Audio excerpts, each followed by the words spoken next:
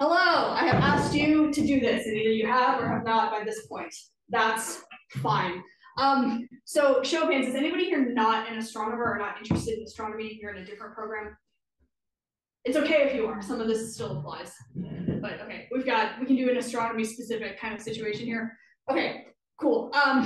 My name is Meridith. It's there. I work here on this fellowship, and last year, through the pleasure of the gods, I obtained a faculty position in the US, which is one of the hardest things you can do in academia. And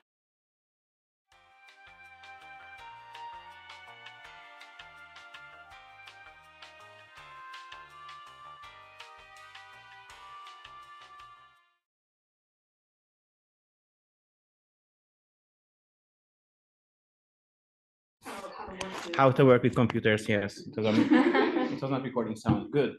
All right. I'm picking on people I know. Audrey?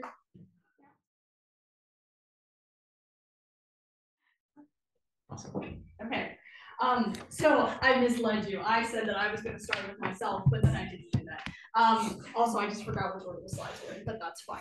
Okay, I said this a little bit at the beginning, but here's the map of where I've worked. So I know some things. I've seen some things in my time, right? I'm from here approximately. I did my PhD here. It's really cold. It's really, really cold here, like way colder than Finland. That's just a side fact.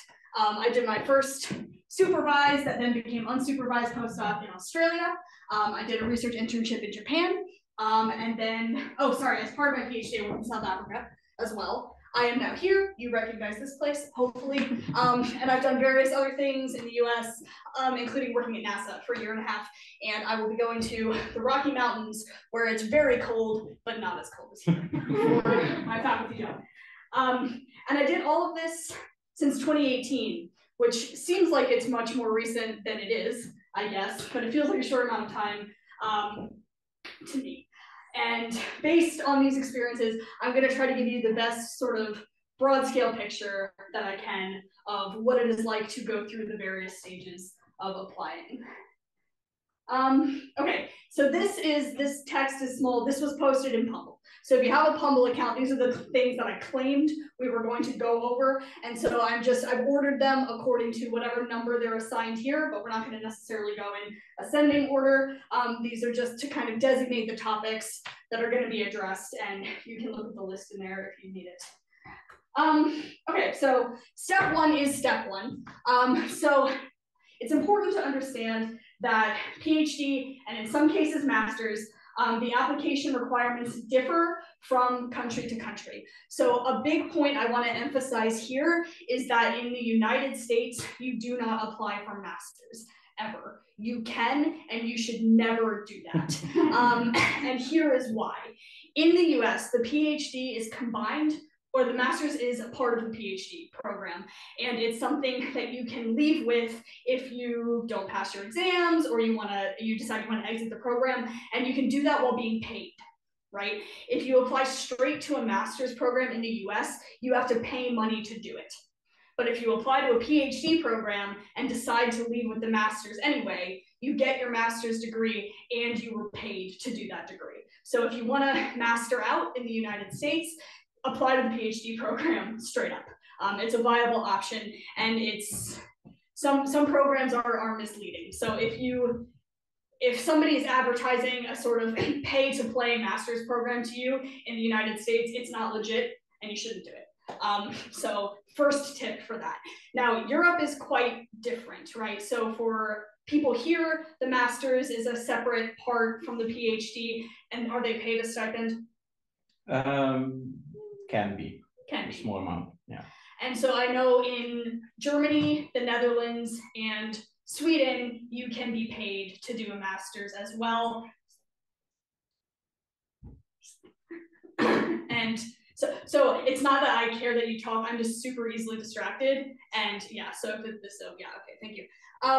You will be paid a stipend to do masters in those countries. That stipend, I think, is a little bit less money than the PhD stipend. The PhD is separate and takes a shorter amount of time. So in the US, you're looking at PhD timescales of anywhere from 5 to 10 years.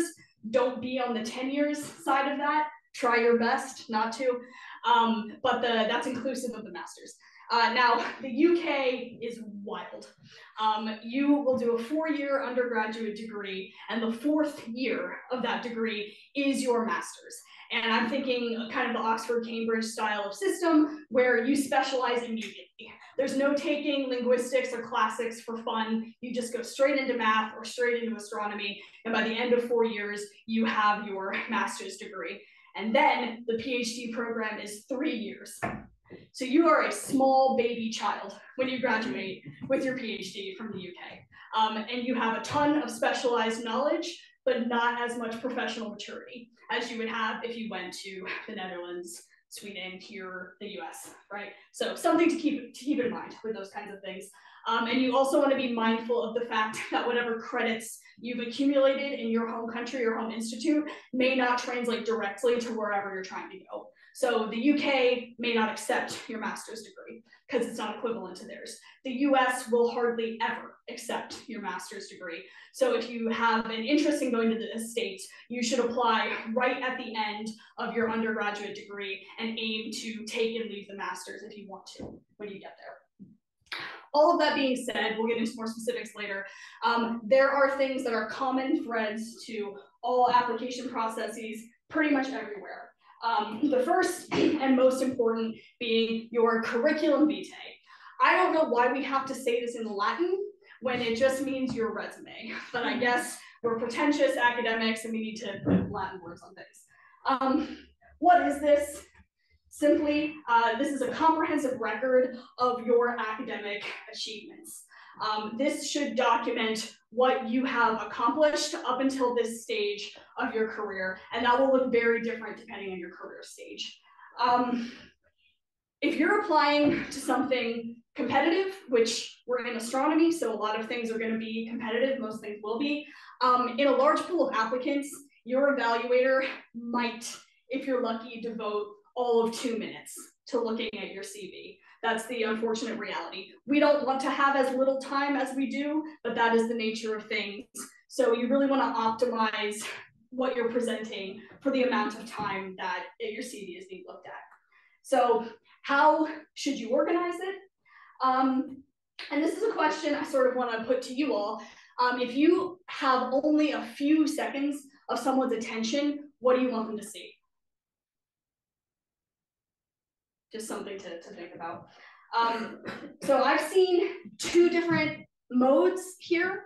The first approach is kind of a totally comprehensive approach. So this is where you want to list every talk, every workshop, every paper with the full title and author lists. And these kinds of CVs can be 5, 10, 20 pages long. And it's a record of everything that you have ever accomplished in your academic career up until that point. But I've also seen very compelling versions of what I call approach 2, like Jamie, for example, where it's a 1-page statement. It's a 1-page document that has simple, direct statements like, I have secured $1 million to do my research, right? And that's something that really grabs somebody's attention because that's crazy. Or I have 15 papers, or my H-index is this, so your citation metrics.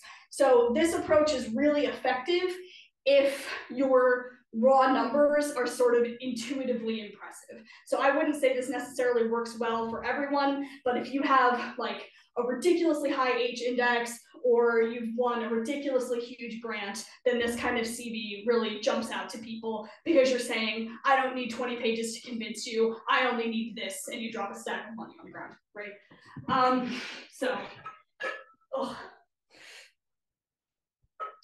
That should be hydrated, fun fact. Okay, so what should you highlight on your CV depending on your academic level? So if you're an undergrad, you want to highlight which majors you did. The more, the better. If you did minors, if you did concentrations, how broad and how deep is your education, your grades or GPA, if you have any honors, if you did an undergraduate thesis, which university you went to, if you participated in any summer research programs or internships, anything like that. Yeah, yes, Mom. What are majors and minors? Because we don't have that here. Ah, okay. Well, you're all past that point, but in the US, for example, you can concentrate in subjects that are not your primary subject. In the UK, you cannot. You cannot study anything but your primary subject. But I know here they offer, like, you can do math and computer science or astronomy and physics, things like that. So those are your majors. And do you have specializations here? Yeah, we do. Specializations. Okay, so a minor is what we would call a specialization then. So you should emphasize that because it gives an idea to your evaluator that you know what you want to do, right? And that's always a good thing to signal. Okay, does anybody want to guess what you should highlight if you're a master's student?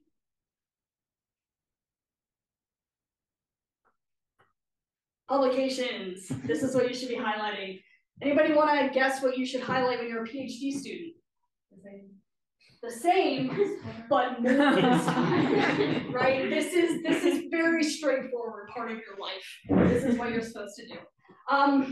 If you're a junior or a supervised postdoc, we're interested in publications always, forever, but now we're starting to be interested in proposals. So observing time, computing time, things you've had to compete for, resources you've had to compete for, any kind of grant that you've won. So we're not only looking for evidence of research productivity, but we're also looking for evidence of independent thought at this point too, right? So your first postdoc, including my first postdoc, is sort of additional training. Some people call it the second PhD, right? There's still plenty for you to learn. You're learning from someone else. You're gaining new skills. But at the end of this, you need to start thinking, I'm independent. I can get my own money. I can get my own computing awards. I can write my own test proposals, whatever, right?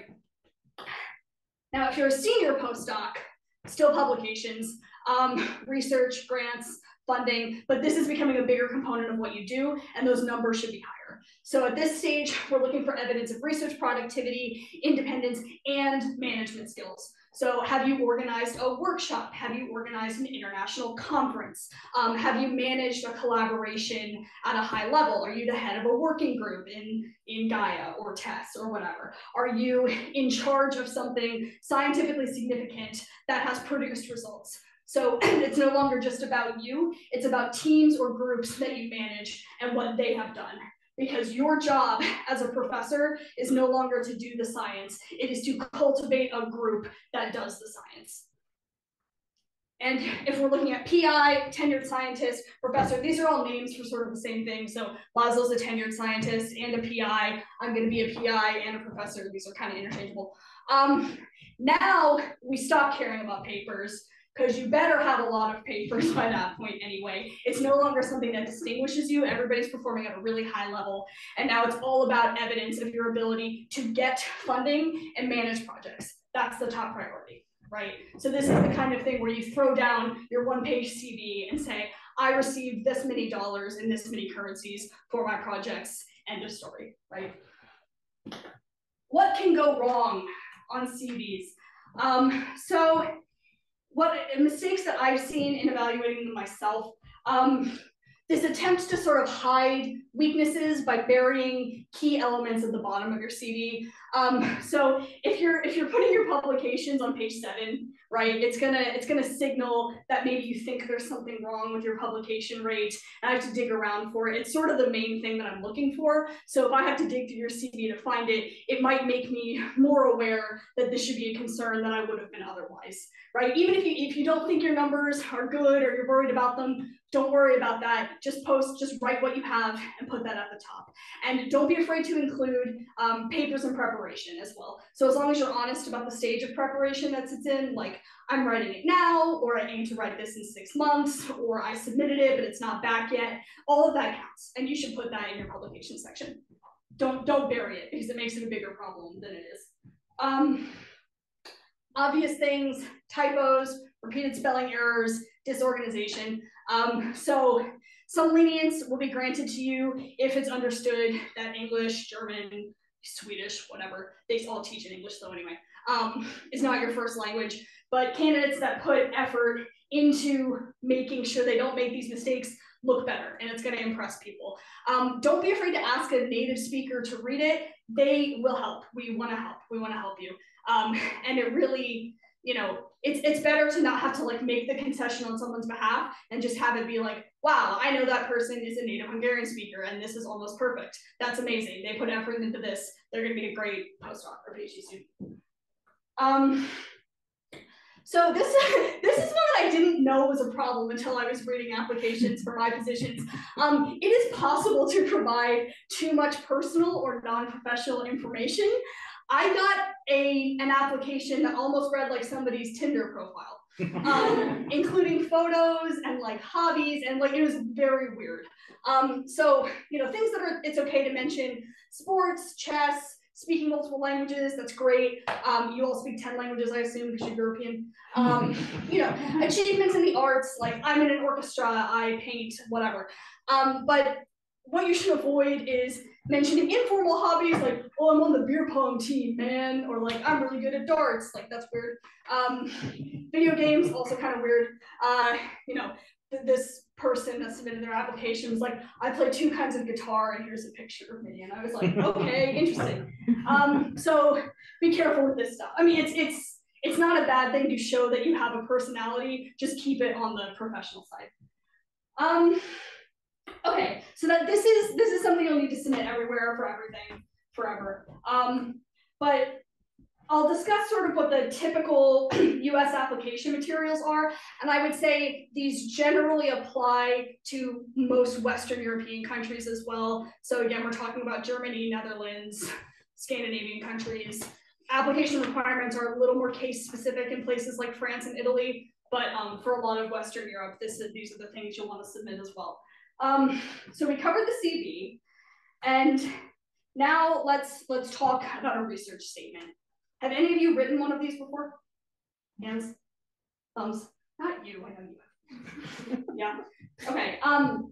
So I'll explain what it is. So this is something that you would have to submit at sort of a different level. If you were applying to a US PhD program, you have to submit one of these, but it's maybe 2 or 3 pages. If you're applying for a postdoc, it's more on the 5-page range, and faculty jobs are on the 5-page range as well. So this describes the research you've already done, the research you currently have underway, and any research ideas you have for the next few years. So for a PhD student, that means I want to work on X for my PhD. For a postdoc, that means I'm going to be able to do this project in the 2 or 3 years that the position provides. And for faculty jobs at the kind of research intensive level, it can be a 10-year program. So you have to be thinking about what missions are going to come out, how your work synergizes with them, how many people you're going to need to get your ideas out. And this is where the big emphasis on management comes in at that level. So I've seen examples where postdoc applicants do not bother to customize the statements for individual positions. You can maybe get away with that, but it looks better if you do. It looks better to just do the find, replace, and change the name of the institute. If you can find one fact on the institute's website that is relevant to what you want to do, put that in. It will make you stand out against people who are lazy and don't change things, right? And that's actually a lot of people. So for 10 minutes, 20 minutes more effort on each statement, you can distinguish yourself from other applicants. And you know, if you leave in that Princeton would be a nice place for me, and you send it to Harvard, you will go to the bottom of the pile. Be very careful with the find replace. Yeah. Yes. Yeah, that's key. I've done it. I've made that mistake. I've named some professor in a different statement for a different university. I've done it. And when you're writing 30 or 50 of these, which, you know, crazy people do, but it's not that uncommon, you know, you might have a few of these instances. So try to be careful, try to be less crazy than I am, and more selective about where you apply, and spend the time, right? When you're writing something like a fellowship postdoc or a faculty application, this like high level stuff, try to devote at least a day to every single one of them. And maybe that means don't apply to 40, because that's 40 days of your life, right? You know, be cautious. So for fellowship postdocs and postdocs at sort of high prestige institutes or with highly specialized groups, and always for faculty positions, customization is the expectation. If you submit a non-customized research statement to Professor so-and-so at Princeton, they're going to be like, fuck off. You need to actually put the work in for this. And when you were writing a research statement, I think the best advice I can give is the question that you're actually answering. So the question you're answering is, how will this specific position, institute, or supervisor, whichever type, enhance my research program? And also, what scientific advancements will this position, institute, supervisor get to share credit for, right? As a result of my presence there. So if you're selling yourself and you're selling your research program, so of course you get the credit for your publications and your activities and all of that, but the institute's name also goes on your papers. So what are you providing to them, right? It kind of sucks, but you have to think of it in a quite transactional way, right? Max Planck institutes, all the research groups, they want to know how many times they're going to get to see their research group on ANA papers. That's what they want to know. Okay. So now a cover letter. This is typically a 1 to 3 page letter addressed to the university or department or search committee or the PI hiring you, and it describes why you are the perfect candidate for the position. When you're writing a cover letter, you're American. I don't care what you are any other time when you're not doing this, but when you're writing this document, you are the best at everything. You are perfect. You are loud and bold. You have achieved everything in the world. You're in the spotlight, right? Okay, just adopt your best American caricature for this, no matter where you're applying, right? Keep that in mind. I have also found it to be effective, especially if you sort of suffer from insecurity or lack of confidence, which is quite common in this field. It's a stressful field. Parody yourself. Think of it as a joke. Think of it as a joke that you're writing, to your friends about, like, wouldn't it be hilarious if somebody submitted such an arrogant statement, and then write that statement and then submit it, right? You really have to be in that mentality. It makes a huge difference. So generic letters are going to work against you. It's better to not even do this than to put vague and non-specific information in a letter. It just looks bad, it looks lazy. And you have to, at minimum, mention the name of the supervisor, group, university, lab, whatever, at least once in the letter, right? So in my recent search, so I hired a postdoc recently for my upcoming professorship, applicants who didn't bother to mention the place that they were applying to, right, or the person they were applying to work with, they got docked points at every stage of the evaluation procedure. Like we had a rubric, and I'll show you what that rubric is later, and they lost tons of points for this. And this is my first time on this side of the process, right? Even I didn't know how bad that looked to other people, but the other members of my search committee were very annoyed when this happened. And for this, you're answering the question, why are you the best possible choice for this job? And you're American while you're answering it. All right, this is one that is kind of US specific, but it's becoming more common in other places. And it's one that I don't think there's much familiarity with, probably here or in a lot of Europe. So this is a diversity statement, or sometimes called a DEI statement, which stands for diversity, equity, and inclusion. So this is almost always mandatory in the United States at every level, which is a relatively recent development, but I think it's a good one. It's becoming more common elsewhere. And if you've heard of this in informal channels, you may have a negative impression of what this is. So unlike what you might hear from certain people on the internet, this document is not intended to be a written promise that you're liberal, right? This is what some people get agitated about. And I want to just emphasize that the idea of diversity is really broad. It doesn't mean you can't be white, it doesn't mean you can't be male, it doesn't mean you can't be wealthy, it doesn't mean any of those things. You just have to kind of open your mind a little bit. What this document is actually asking you to do is consider your role, what role you can play as a scientist in making a better science landscape and a better future for everyone, because science is collaborative. And it's not cool to be an asshole anymore. It's not 1920 where you're Einstein and you write a paper and you can be a jerk to everybody. Like we work in huge teams. The discoveries we make are more profound. They require more management. They require more people. And people want you to be able to think about your conduct and how you can make science welcoming for other people. You can use your DEI statement in a lot of different ways. So, you can explain what you've done in the past to help marginalized people or people less fortunate or groups who haven't, historically been involved in science. And some examples of this, like I participate in events to get girls interested in science. I taught at a training program in South Africa. I volunteered at a children's hospital, like anything like that. You can explain what motivates your ethics.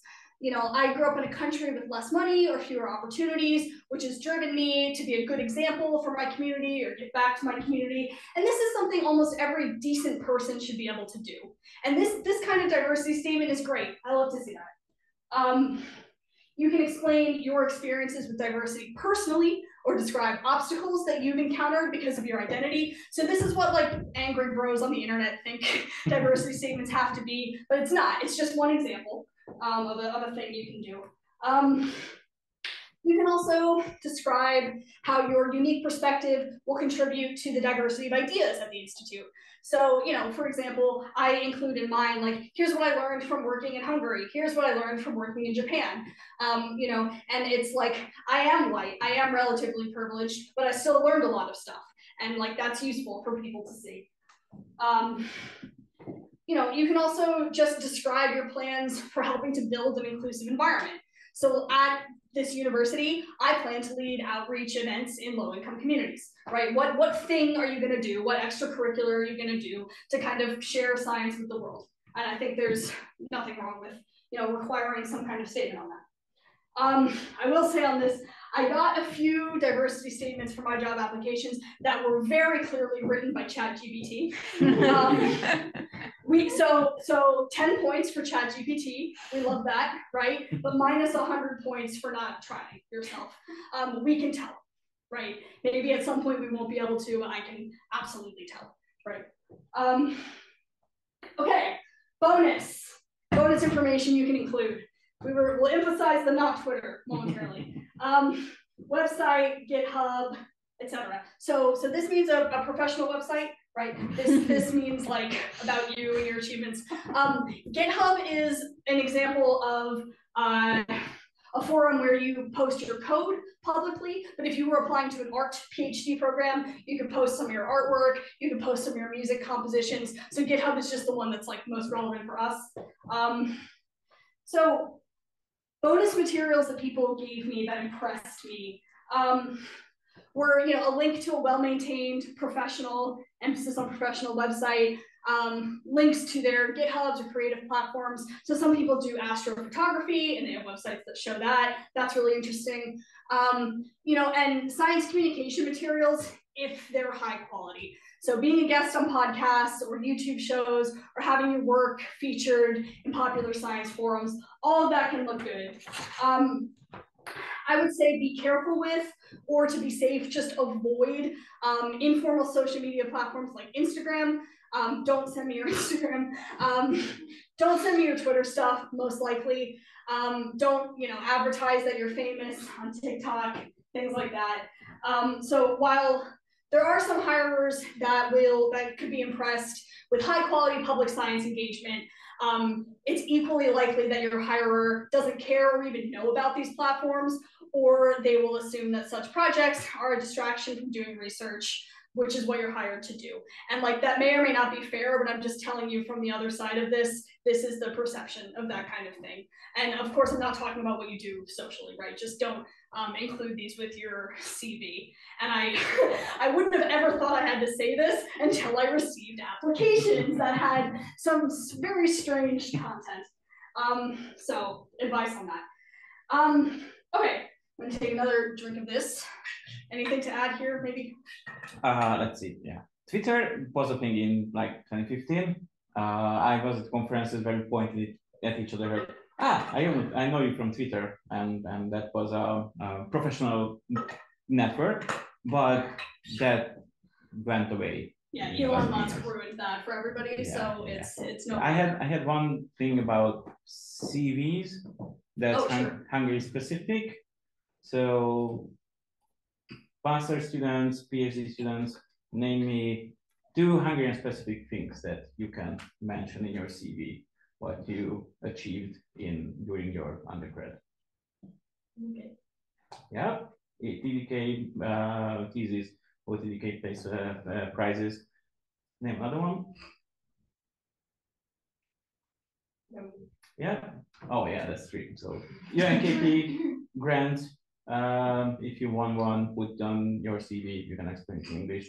Also, yeah, being a demonstrator here, that's also a good point that you should emphasize. And that's in like the research programs category too. Yeah. So any kind of extracurricular scientific training you're getting is really good to emphasize. I will say a small warning about putting awards and things like that. If I'm American and I'm evaluating, so like I know the Hungarian system a little bit now. If I'm evaluating somebody from Turkey, say, I have no idea what those things mean. I had a lot of candidates from India, and I got some consultation on what the rankings mean in that system, and that was useful. But don't assume that somebody's going to know what a TDK is if you're applying in Germany or Sweden or the US. And if you want to include that, explain what it is. Say this is a competitive competition that only this many people win, and I was one of them. Like if you provide an explainer to me, that's great, right?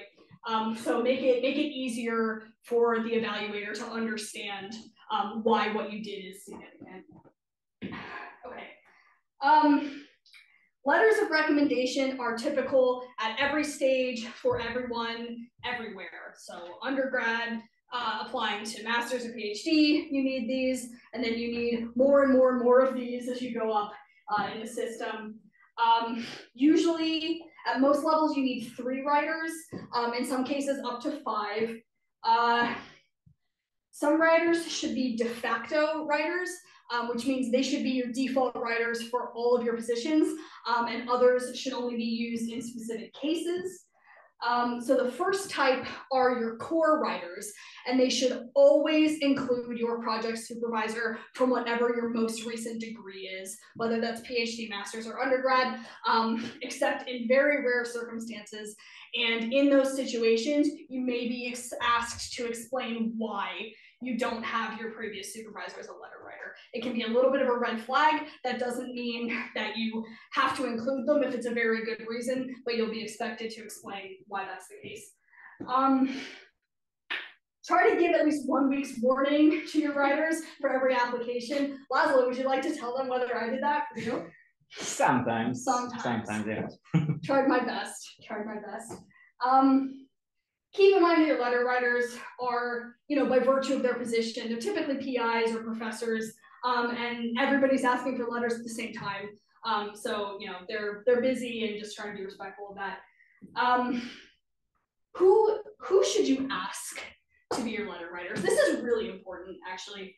So as I said, your most recent supervisor always, and that's because they know your work best, they benefit directly from your success, so your incentives are aligned, and hopefully they care about you. You've been in that relationship for a long time. Hopefully it's a good relationship. It isn't always, right? But we hope that it is.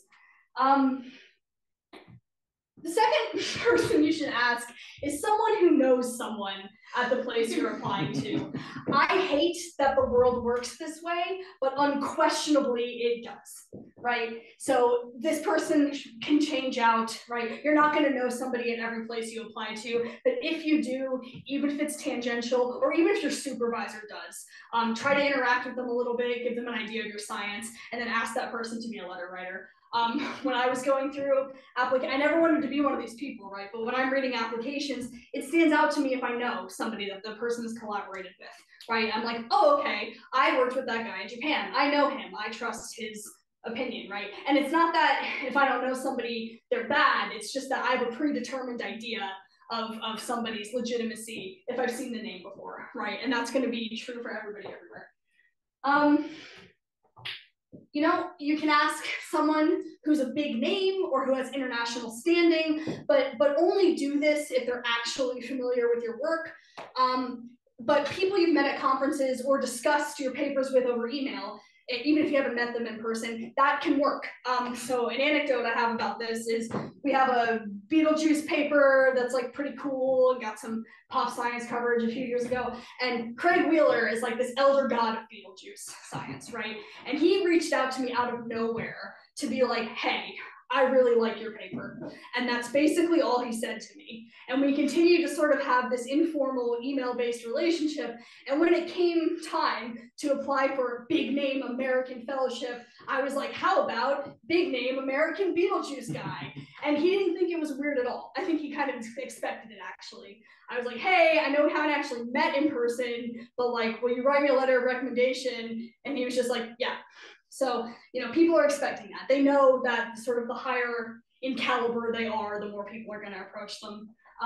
You know, Adam Rees, who's a Nobel laureate, was at the IAU last year here, and he was telling us about the number of people he's met once that ask him for letters of recommendation. Like, they talk to him on a boat for 5 minutes, and they're like, so, letter of recommendation?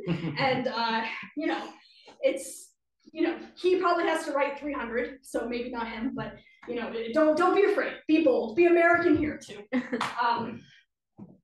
Another good person to ask, the director of your institute. So like, I don't work with Robert directly, right? But I've asked him for letters for things before because, you know, he likes me enough to have accommodated me being here. And it's also in his interest that the people associated with his group and his observatory succeed. And, you know, you can also ask someone more senior whom you share a long and productive collaboration history with and isn't a direct superior. That's that guy for me, right? So he's not any of these things, but he's deeply this thing. And we have a long collaborative relationship. And, you know, it shows that not everybody leaves within 1 month of working with me, right? Because that would be a red flag. For undergrads that maybe don't have these kinds of people, it's a good idea to ask. This is actually John's suggestion. So my husband was a professor at an undergraduate institute. So the teacher from the most advanced class that you did well in, or the supervisor of any undergraduate research project. But the first one might be even better because the focus of your undergraduate studies is supposed to be, you know, did you get your grades? Did you get your degree?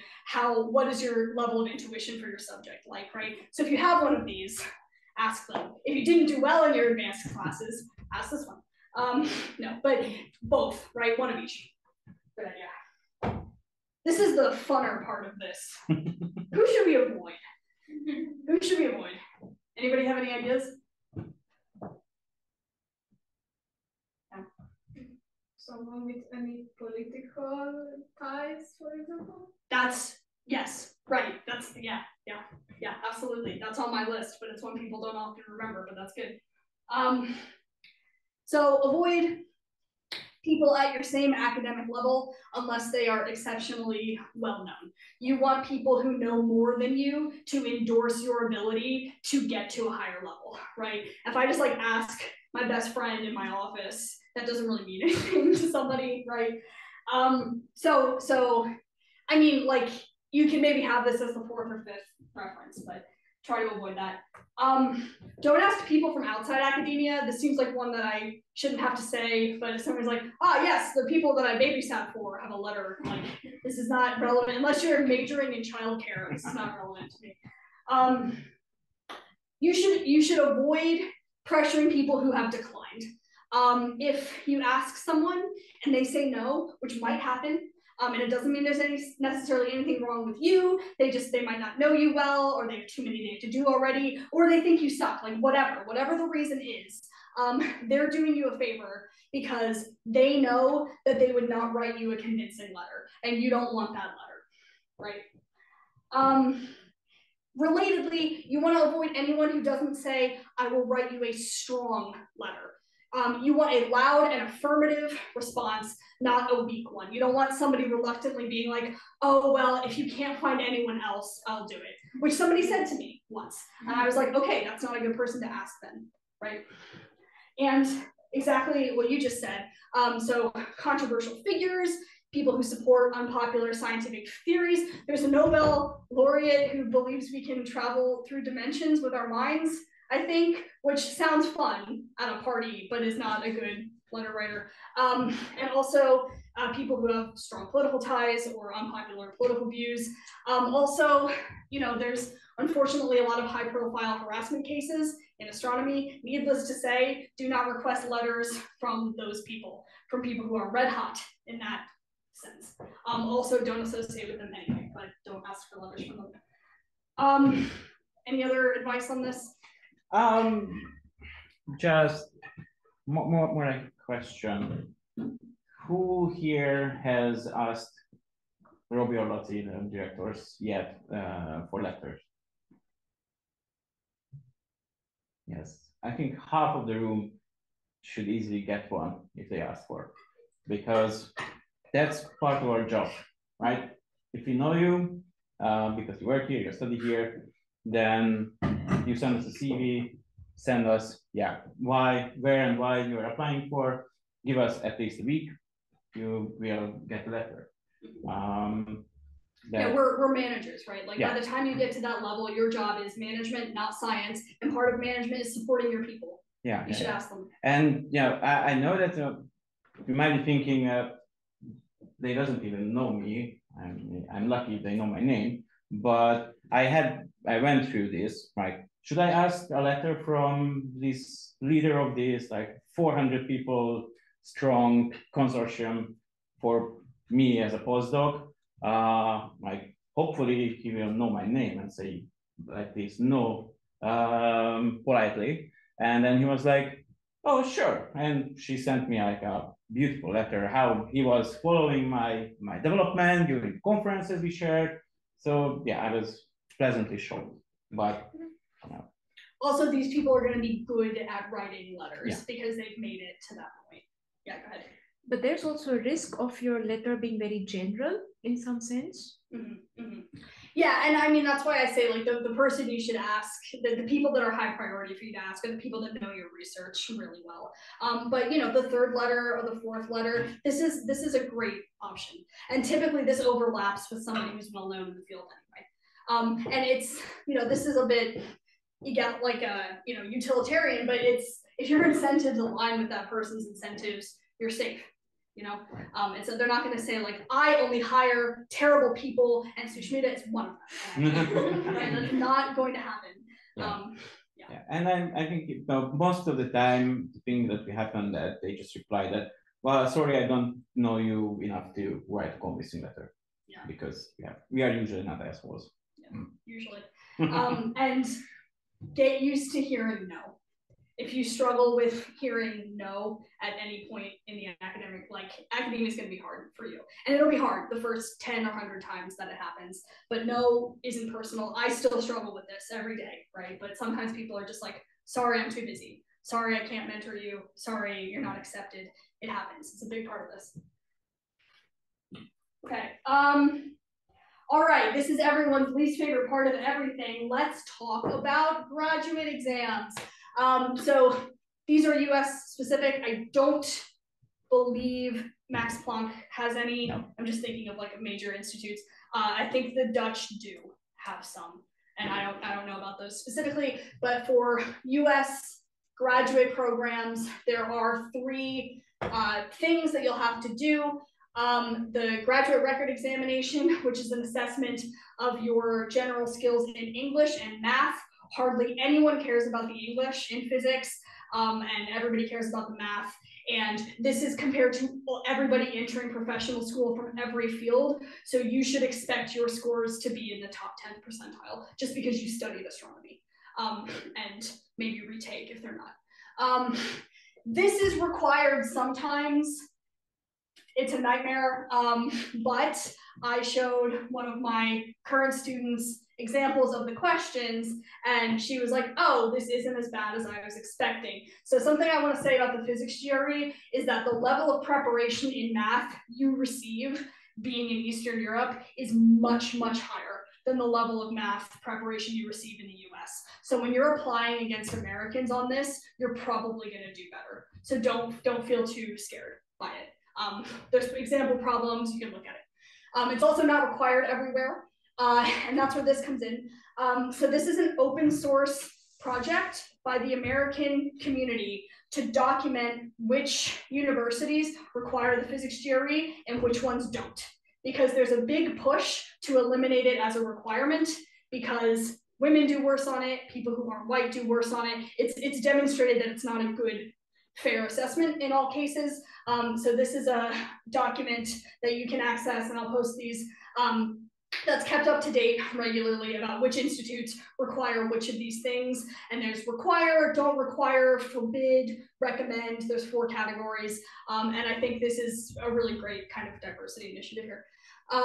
And I think most of you would have to take this, which is a test of your English as a foreign language proficiency.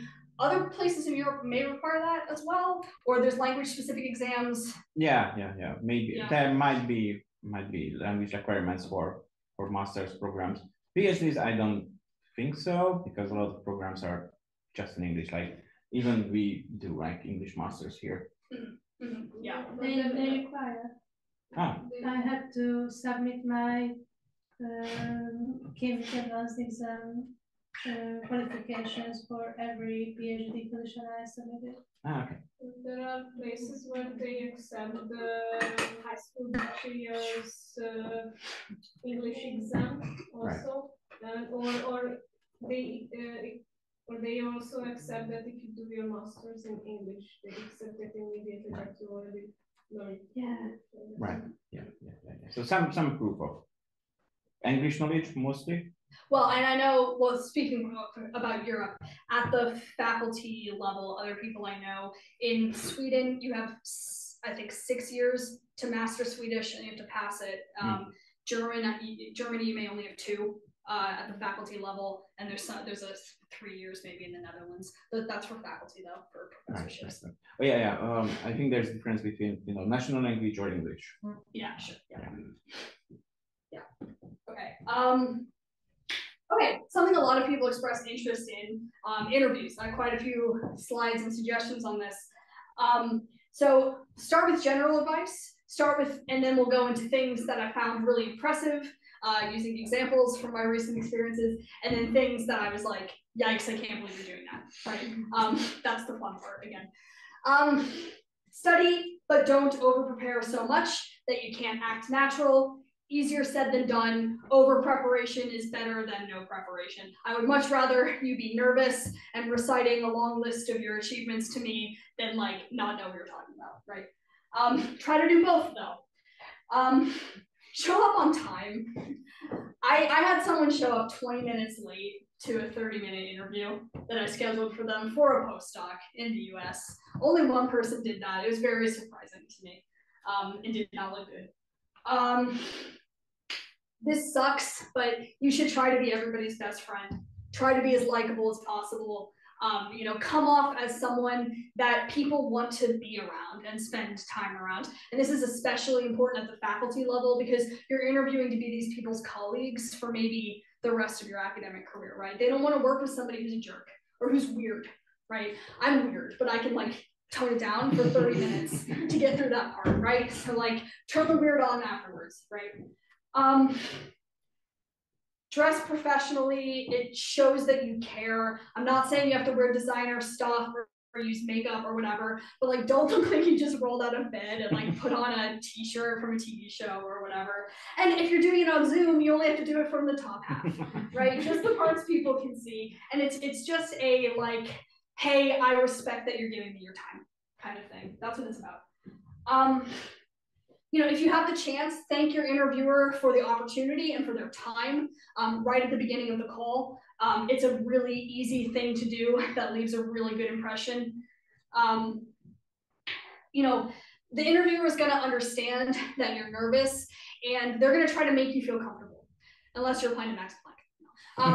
So I did, that was the worst, that was the scariest interview I ever had when I interviewed for a postdoc for a fellowship position at Max Planck.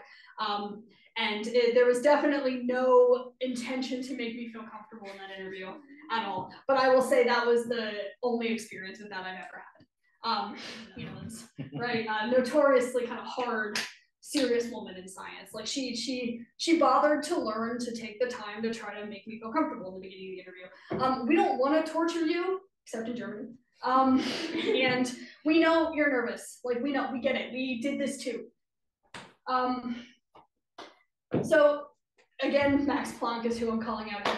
Some interviews may include technical questions, such as how would you solve this code problem? And I famously answered when asked this about C, which is a language I don't know. I said, I don't know C, so I guess I couldn't do it, right? Which is the wrong answer.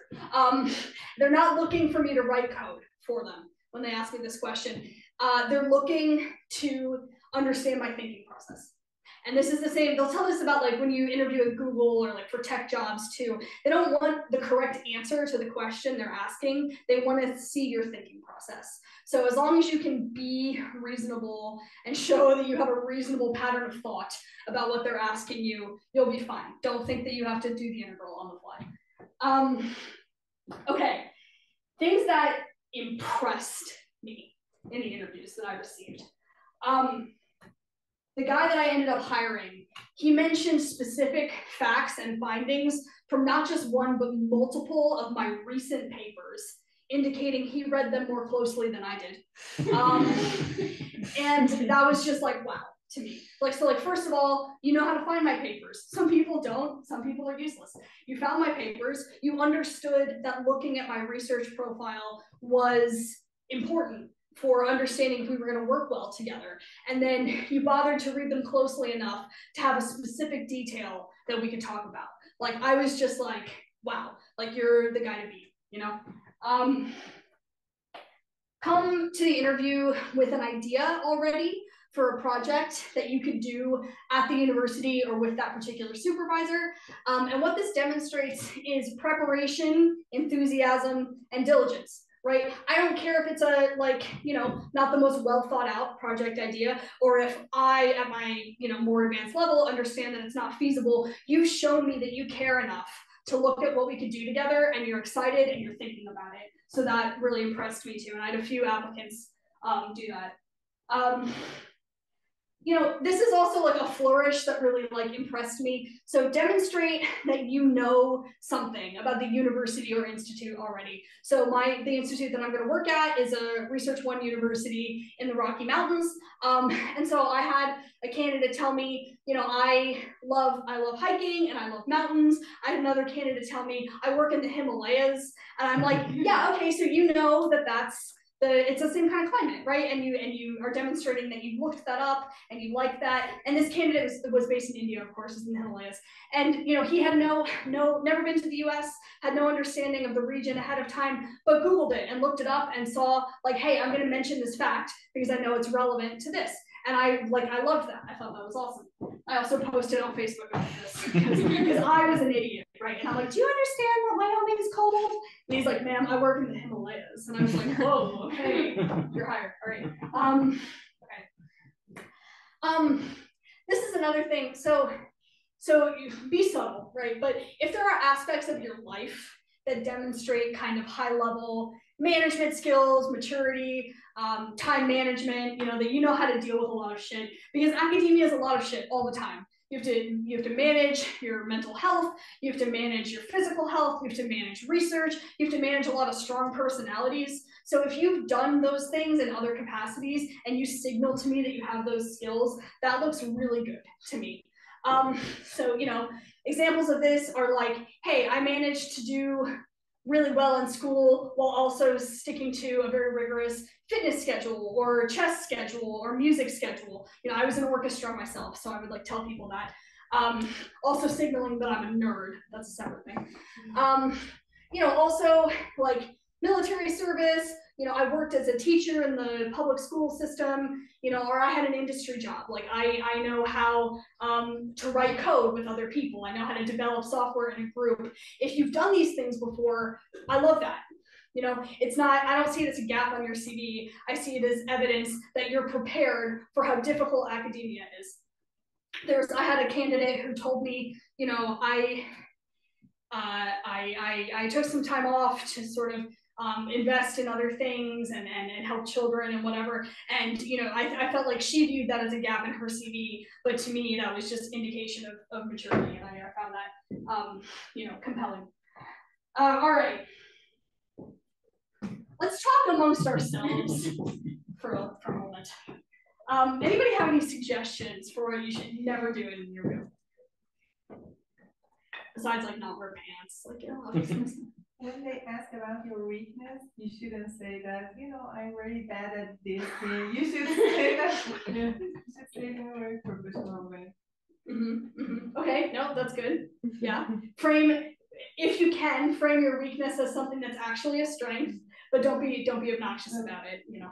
Or, so this is a really good point, actually, something I don't have on my slides. So if somebody asks you what your greatest weakness is, address it professionally, but also include, here's what I'm doing to address it at the end, right? Say, like, I'm not very good at finishing projects because I start 15 million other projects at the same time. I'm talking about myself.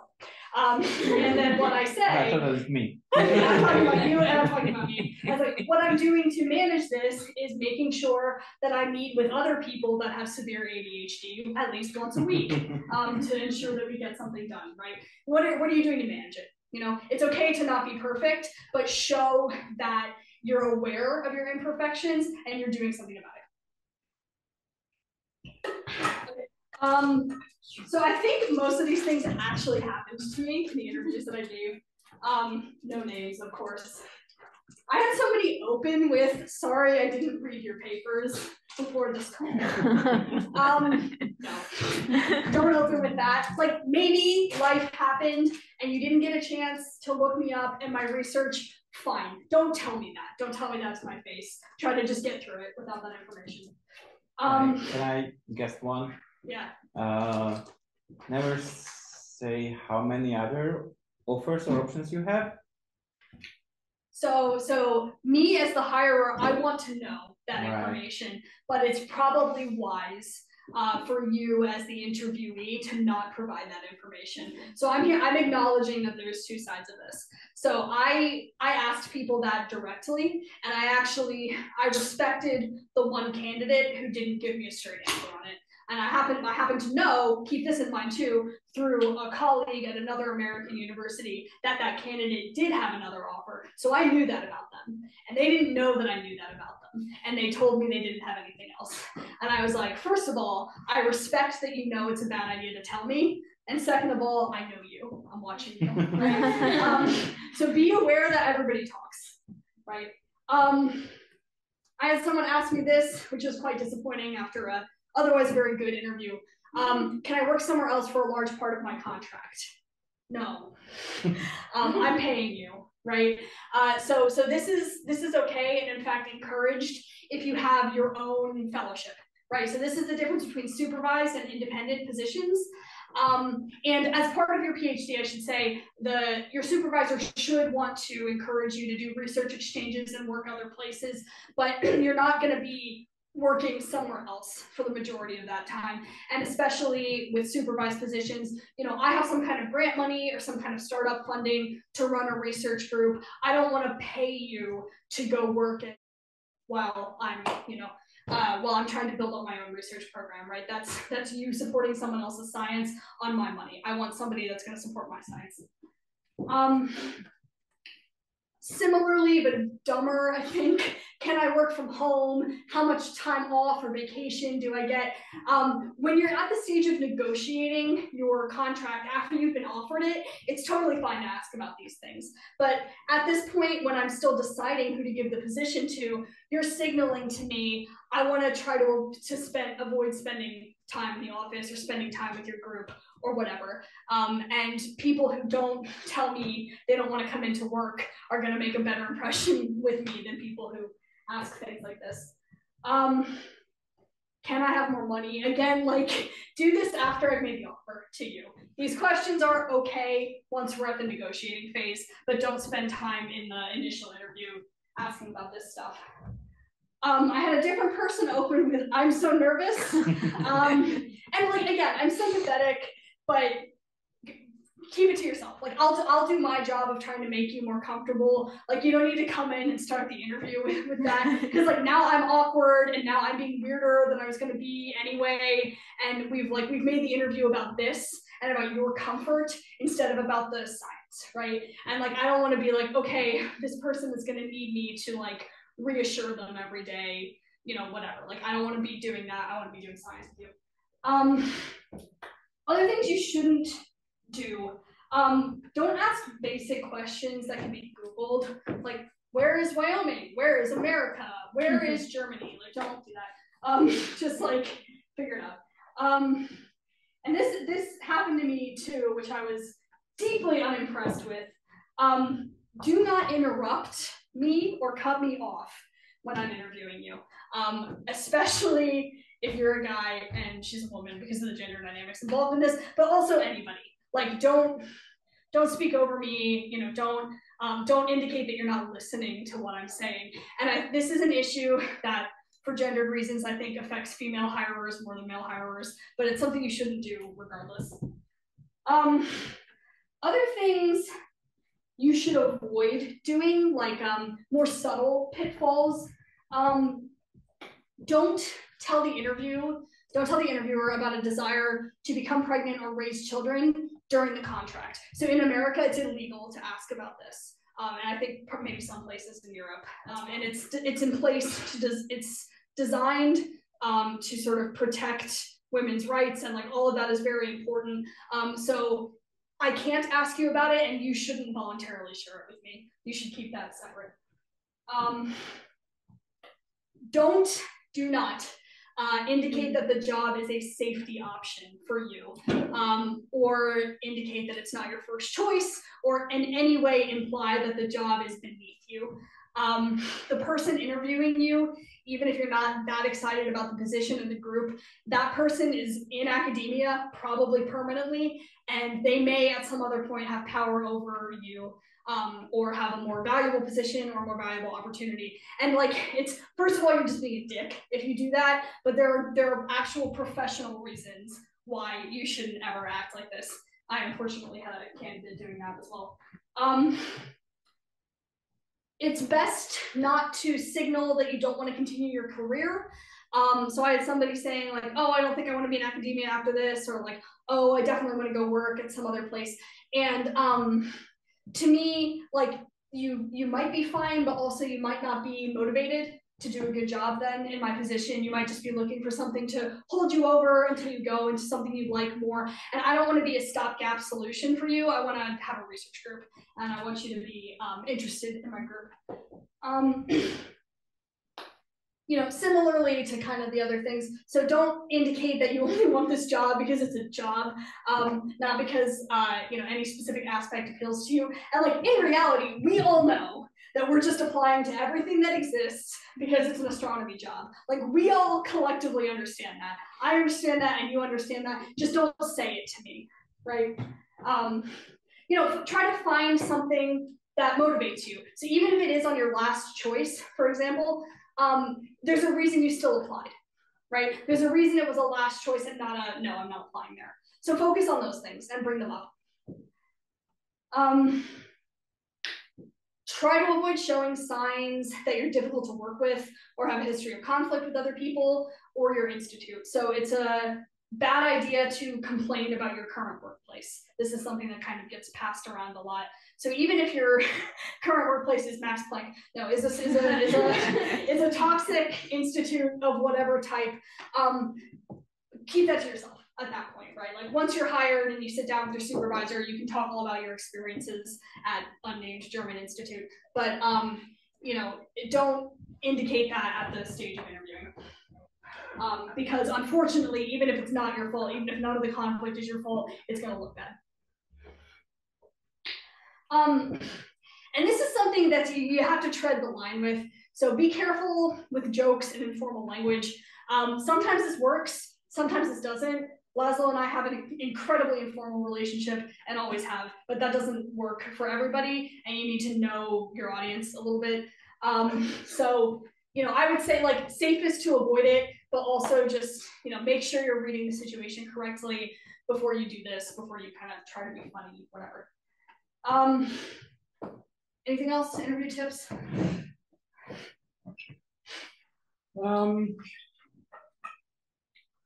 I think you covered lots of ground. Yeah, at the beginning, how to actually sell yourself. I know that especially for those who are more anxious and have less self-confidence, trying to pretend that you are selling yourself and you're confident in your abilities and you're confident that you will be good at this job and they want you, feels like an act. But unfortunately, that's also what will get you a job. Put on the show. If it's an act, if you're making it up, you're a theater major. You're a stage actor and you're pretending to be American. Like you're just, yeah, it doesn't have to feel true to you to be a valuable thing to do. And practice. Yeah. Practice. But when is it too much to be like arrogant? I mean, I think arrogance and confidence are different things, right? American. Yeah. we're just confident, excuse me, no. So I mean, yeah, it's a good question, and there's not necessarily a clear answer. I think arrogance to me is more things like, oh, well, I want to study cosmology, so I'm better at math than my peers. Like, don't say things like that. Don't act like that. Don't act like you're better than contributing to the department. Whereas confidence is like, hey, I know my shit. I know what I've worked on. I'm really interested in this position, and I sincerely believe that you could benefit from my presence. And here's why. It's positive statements that you then justify. We're researchers, right? So make a claim. I'm a good fit for this position, and then back it up. Do the research to back it up. It's a skill we know how to do.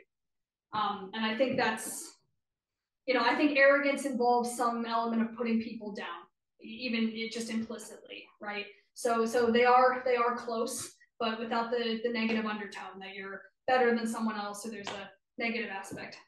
Right. Yeah.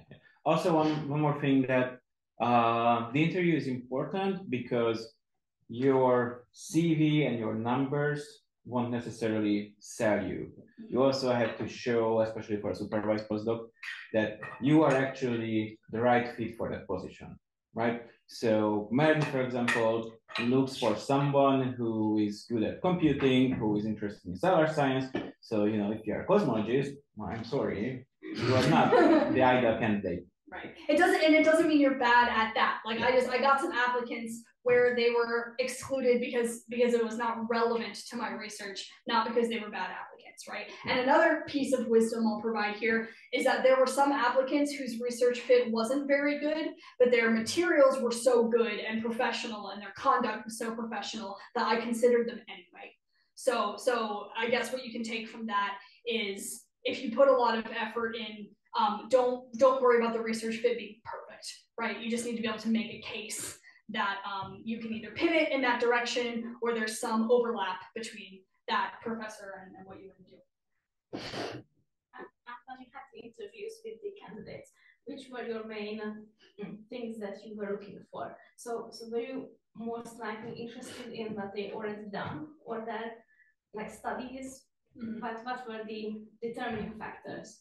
So I actually, at the end of this presentation, I have the rubrics and the candidates anonymized, and and it has a section explaining exactly why I chose or excluded that candidate, which might answer some of your questions. And yeah, one more thing I might want to add here, for example, how we evaluate people, for example, for the demonstrator applications, and like large part of that, unfortunately, is who is your supervisor and how can he or us pay you? That's yes. That's money. That's one very important aspect, unfortunately, which you cannot really control, right? You either have a supervisor and can show us that you are already doing research and you would be valuable to be here because you work, but then we cannot, connect you to free money if it's there elsewhere. Or you can show that you are open to everything and you're very enthusiastic and have good studies, etc., and you want to do anything, then we can maybe point you to some position that's open. So it has very specific things that you as a candidate might not be able to navigate. We also, because bachelor students are so young, in a way look at vibes. Yeah. How well you sell It's yourself. so much vibes. Like I am sorry to say, but this is what I mean by the kind of advice about like be likable, be enthusiastic, like and demonstrate. It's not necessarily about knowledge, especially at that very junior level. Like, sorry, I'm going to reveal information to you. Undergrads don't know anything. You don't know anything. Okay, we don't. We love you, but you don't know anything. But you come to me and say, hey, I loved my computer science classes. I know that you do computational physics. I don't know much about that right now, but I'm like, I want to work on that. I want to do stars and computers. And I'm like, cool, get in my backpack. Like, let's go. We're going to the Rocky Mountains and we're going to do computer stars. Like, that's great. Okay. Yeah. This is a slide that kind of says all that it needs to say, which is why there's not points underneath it.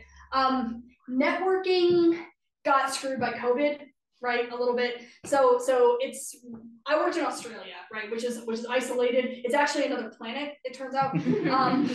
And I was there during COVID, and as isolated as Australia already was because of the time zone, like triple that because of the inability to get off the island, right?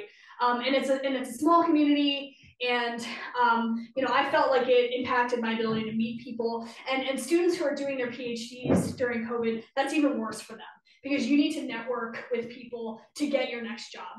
You should be going to conferences, you should be going to workshops. Your supervisors should encourage that. If they don't, they're bad supervisors. They should be telling you to meet everybody that you can. This is another place where it helps to be American. You have to just go up and talk to people, start a conversation. We're expecting it, right? A lot of professors and PIs will say, hey, I'm hiring at the end of my talk, and come talk to me about it. And they mean that. Go up and talk to them. Do this at conferences. Do this. The bigger the meeting, the better. But remember that when you go to a meeting, you need to make use of that. And that means doing things that are uncomfortable. It is stressful. Like, believe it or not, I get stressed out when I go up and talk to Adam Reese. I need to drink a few glasses of champagne first. But it's something that you can practice and get good at. Do that. It's your responsibility, especially at the kind of postdoc level. Also use your supervisor's network, right? So this is something where I have colleagues at NASA. I have colleagues at the University of Florida. I have colleagues in Santa Barbara. I have colleagues at Max Planck, even, right? And my friends and peers can be your friends, right? You should take full advantage of who I know and who László knows. Like, a proposal that I'm working on now has people from all corners of the earth on it. Like, I've gone around to all of these different places and accreted them, and I maintain that network. And if you're doing good work for me, I'm gonna leverage my network for you, and that helps you, right? A lot of postdocs, especially in Europe, are what I call phone a friend positions. Right? If you want to work in Belgium, I can email Connie Ertz, one of the big PIs there, and say, hey, I know this person and I think they're good. And now you're on her radar, right? And this is another reason why it's really important to have a positive relationship with your supervisor.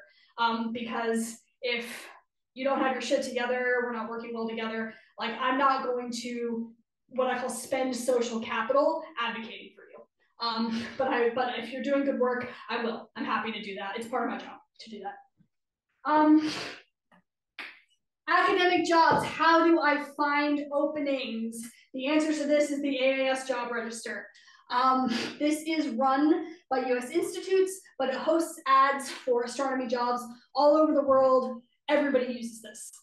That's the answer to that question. When should you start looking? And I should say this has mostly postdoc positions, but there are some PhD positions that are posted here too, and all the faculty jobs. Okay, when should you start looking? So US postdoc jobs start posting in September. Application due dates peak in mid-November, but they extend basically through this whole region. Prize fellowships are almost uniformly announced on or before February 15th. Offers for supervised positions, like the one I just hired for, some of them come out around this time, or they lag behind that a little bit. because the people will and should typically take a fellowship position over a supervised position. They're higher prestige. So, you know, if it's February 15th and you don't have anything in your pocket, you didn't get one, that's okay. It happened to me, it happens to everybody, it's really competitive. And then, you know, you start going for the supervised positions at that point. And for grad school, applications are typically due from November to February, and offers are finalized a bit later, April 15th. Questions, you know, what's the difference between a master's and PhD program? What's the difference between a supervised postdoc and a fellowship? You know, these kinds of things. I talked about some of it already. So masters and PhDs, the difference between these things is country by country. Like, you really make sure you look up exactly how the system works before you apply to it. I've seen a lot of, like, even at my own grad school, I've seen a lot of people come in and go to Dartmouth and think that their master's degrees were going to transfer to Dartmouth, and then they ended up, you know, having to stay in the program for 2 years longer than they thought they would, and a lot of the work they had to do was redundant with what they already knew how to do. So just like find someone who is in that country and ask them and make sure you know. Difference between supervised postdoc and a fellowship, level of independence expected and prestige, with the exception of maybe like a really high impact PI, like a Nobel laureate or something. So supervised positions, that's what I just hired for. I expect you to be fully independent by the end of it, right? And varying degrees of independence. Before that, I expect us to work together. I expect you to help me manage my group, so teaching you management, things like that. For a fellowship, this is your own money. You get to do whatever you want, right? So within reason. So you win the fellowship, and then you get to control where you travel, you get to control where you work. You have to, you know, arrange with an institute for a desk and an office and things like that, but you're very free and flexible when you're doing this. There's an expectation of fellowships of high productivity and high independence and getting more of your own money.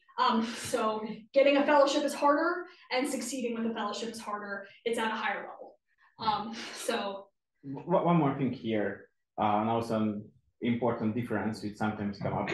Supervised postdoc, I can tell Sushmita what she is supposed to be doing, where she's supposed to be doing, where I say yes or no when she comes to me with ideas. But she can't, and she's expected to. Somebody on a fellowship can sometimes end up left alone. Like, independent means also nobody's really working with you. Nobody's looking out for you. Nobody's looking out for you. There's nobody really to report to or talk to, which can be hard. Yeah, if you get a fellowship and you're not really ready for that in terms of your professional maturity or research ideas, it'll tank you. Yeah. Getting a named fellowship or an independent fellowship too earlier in your career can be really bad. It can be bad.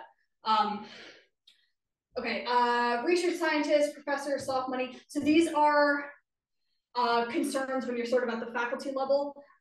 So in the US, what soft money means is we didn't want to hire you as a professor, but as long as you keep bringing your own grant money in, we'll give you an office. It's not a great position to be in, but sometimes people accept those positions because, like, they have kids and they're in a specific location, and the location is more important than the stability. So soft money positions mean there's no job stability. It means if you don't win a grant, you're kicked out of that university. So we want to avoid that.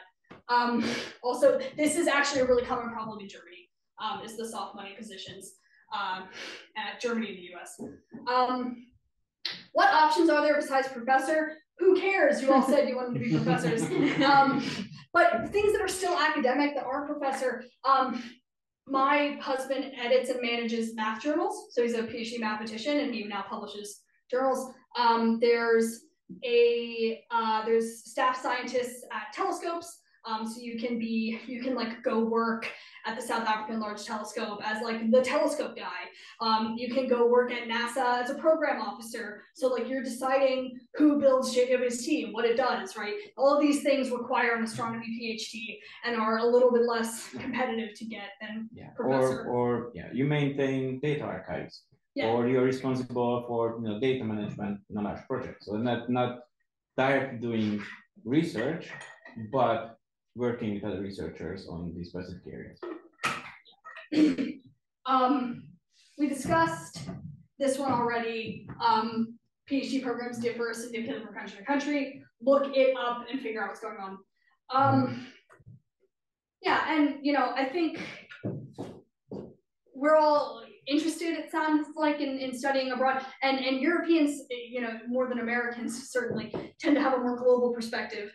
Because you're in a place with a lot of countries and a lot of cultures next to each other, and it's small. I think Europe is so small, right? America is very big. This is one country.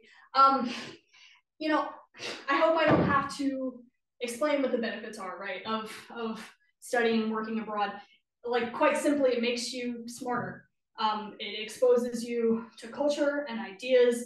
It enhances your creativity. There's scientific studies that show that the more places you've immersed yourself in, the more languages you speak, the greater your creative potential is.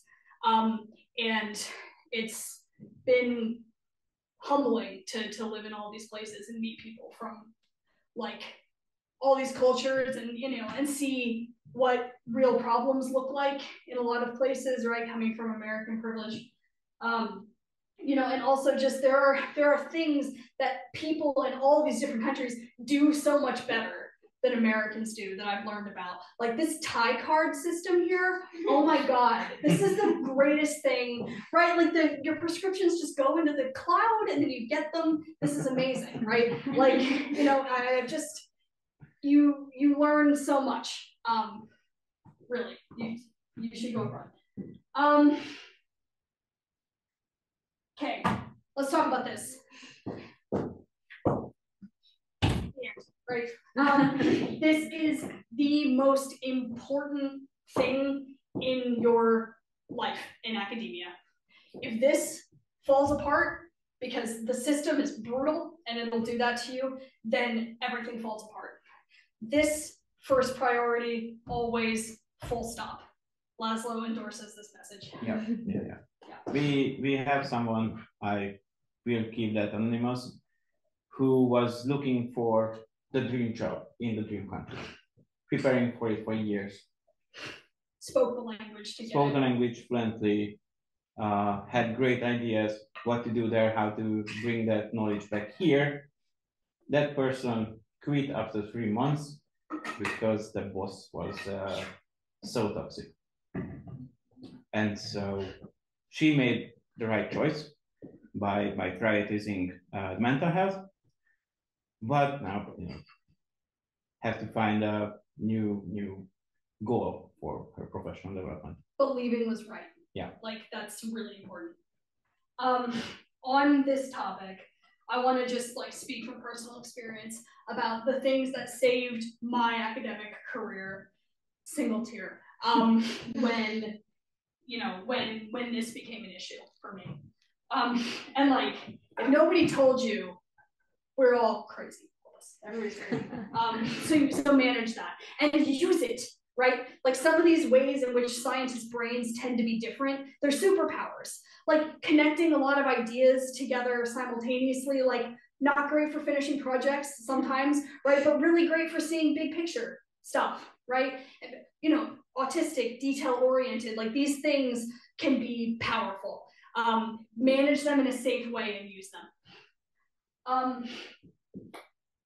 Empathetic mentors like this guy have saved my academic career. Informal supervisors like this guy have saved my academic career more than once. Reliable collaborators like this guy.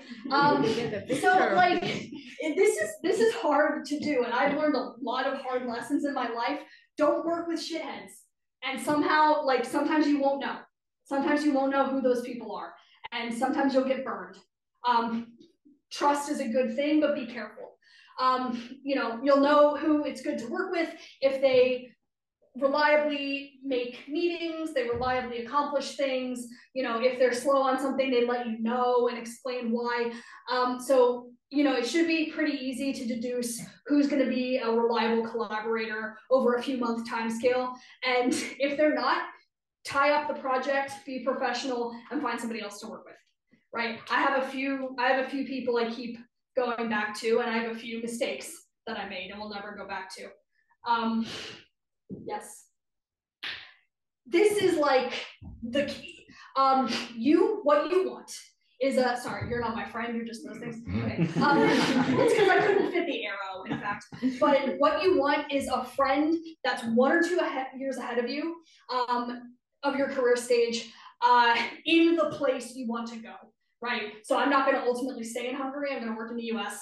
And I have an American collaborator who got her professorship 1 year before me, and so I call her every week, and I'm like, hey, what do I do now? What am I supposed to be doing? Right, and she tells me like, hey, at this point, like, here's what happened to me last year. Here's the questions I used to interview my postdocs. Here's how I managed my postdoc. Here's what my students are doing. Here's how you teach a class, right? And like, I would be dead without this person, like, because it's so, if you want to go work in Sweden, for example, find someone who is a second-year PhD student in Sweden, ask them what the expectations are, ask them what they just went through, and get that training, right? Exactly as László described, you have to leave the environment when you need to. And it can be hard to recognize when it's time to go or when it's time to let go of relationships that aren't working for you anymore. But you'll learn. And it's knowing when to leave is just as important as knowing when to persevere. I want to speak to women especially about this. I am very lucky in that I have a supportive partner who puts my career before his, and does not expect me to do more than my fair share of the housework. Men, behave yourselves. Women, don't expect less than this. Require it. Okay? And if you're not straight, even better. Amazing. Like, that's what I prefer for all of you. But like, assuming you are. This matters a lot. And László, I often joke, I call him an honorary woman. He's allowed to be in my women papers, because of which there are several. Because he's very devoted and does his fair share. Another thing is that I chose not to be geographically constrained. As you can see from my map of chaos of all the places that I've lived, I know that it's not always a choice, especially if you have financial difficulties, or maybe you don't even have enough money to buy the plane ticket to go to your new position. But on this topic, ask the person you're applying to work with for money to help you get there. I just had the postdoc do that for me, and I was like, yeah, of course, I'll give you the money to get over. But living a whole bunch of different places boosted my CV. It taught me a lot. It got me this huge international network of collaborators. And I see this mistake so often that people will only apply to institutes they've heard of in the US. Oh, I've heard of Harvard, I'm gonna apply to that. Oh, I've heard of Caltech, I'm gonna apply to that. There are 50 states, and each one of those states has what's called a flagship university. And all of those universities are excellent, right? So Wyoming is one of the states, that's where I'm going.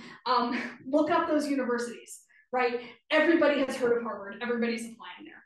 Look up the other places, or talk to somebody in the US about what the other options are, right? There are so many excellent universities, all of which are rich, all of which are loaded, all of which have money to send you to do interesting things, all of which have huge telescopes, right? So don't just look for the 3 that you've heard of already. Do some actual research. Okay. The fun part has arrived. I'm going to make you talk amongst yourselves. You can be one big group. Not you two, no. Or two, guys. No, all of you. Short exercise. I want you to rank these. either individually or in small groups. So among these 5 sort of things, if you have not already gone through this process already, you're excluded. Which of these things do you think matters most for your success? The name of the university that you get your PhD from, the subfield you want to work in, your relationship with your supervisor, how famous your supervisor is, or the number of papers you write. So either talk amongst yourselves or write down what your answer is for this.